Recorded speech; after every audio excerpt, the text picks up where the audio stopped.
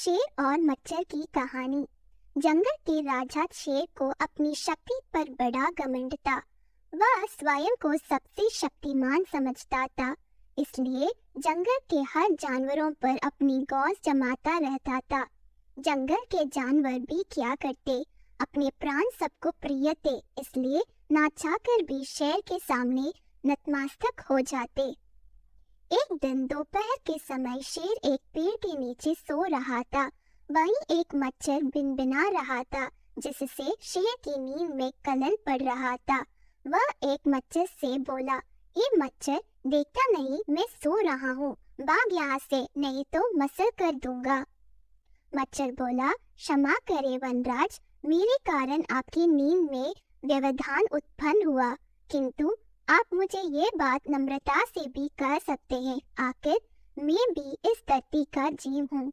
अच्छा, तो तुम छोटा सा मच्छर मुझसे जुबान लड़ाएगा? और क्या गल कहा मैंने? तुम मच्छर हो ही ऐसा कि कोई भी तुम्हें यूं मसल दे। मैं तो ये बार बार कहूँगा, क्या बिगाड़ लोगे तुम मेरा? मच्छर को शेर की बात और व्यवहार बहुत बुरा लगा। वह अपने साथी मच्छरों के पास गया और उन्हें सारी बात बताई। सभी मच्छर को शेर की बात छूट गई। उन्होंने तय किया कि इस संबंध में एक बार सब मिलकर शेर से बात करेंगे। सभी मच्छर शेर के पास पहुंचे और बोले, वनराज, हमें आपसे बात करनी है, जल्दी बोलो, मुझे तुम जैसे से बात करने की फुर्सत नहीं है।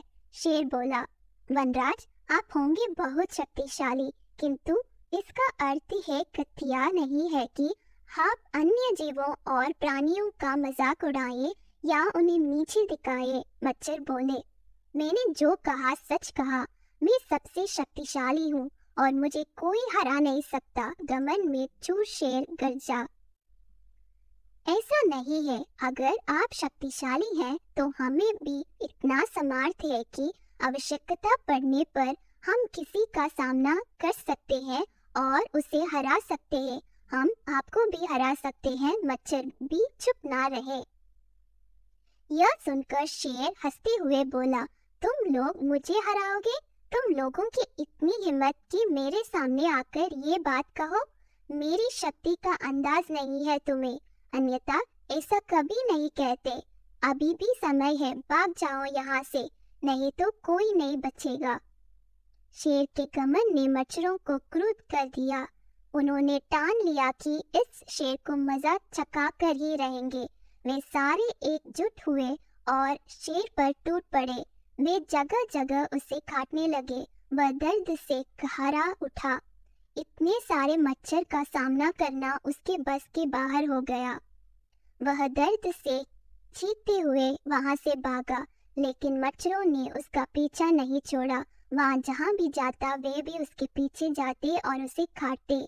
आखिरकार शेर को झुकना पड़ा। उसने हार मान ली।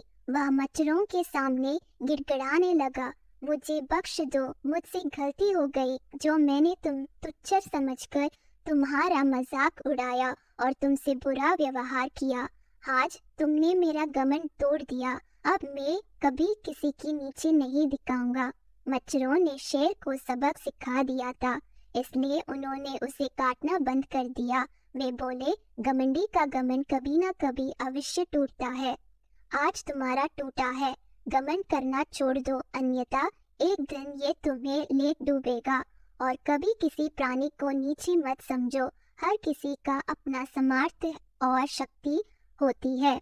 शेर डूबी करते हुए वहां से भाग गया। शिक्षा, घमंडी का सिर नीचा।